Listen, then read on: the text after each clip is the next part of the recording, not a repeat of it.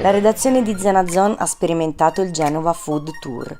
2 ore tra i colori dei vicoli e i sapori della cucina ligure in compagnia della food blogger Enrica Monzani, profondamente innamorata della sua città, della cucina ligure e della sua storia. Una chiacchierata tra amici alla scoperta delle tradizioni culinarie genovesi, una piccola caccia al tesoro tra le tante botteghe storiche nascoste tra i caruggi del centro storico di Genova. Questo qua si chiama specchia uovo, è l'unico modo per vedere la freschezza dell'uovo.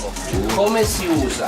Appoggiandolo dentro si vede la camera d'aria dell'uovo. L'uovo nasce poroso e nasce con questa camera d'aria.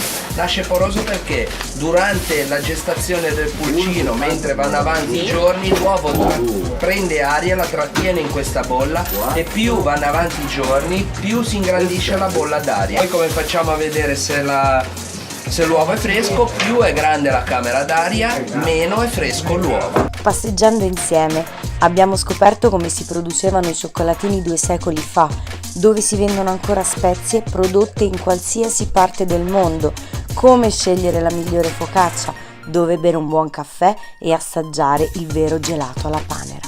Un piccolo viaggio nel costume e nella cultura gastronomica locali, scoprendo le origini di molti piatti genovesi famosi, dalla focaccia di Recco al pesto, dalla farinata ai panzotti col sugo di noci, sfatando i miti e le leggende che spesso li accompagnano.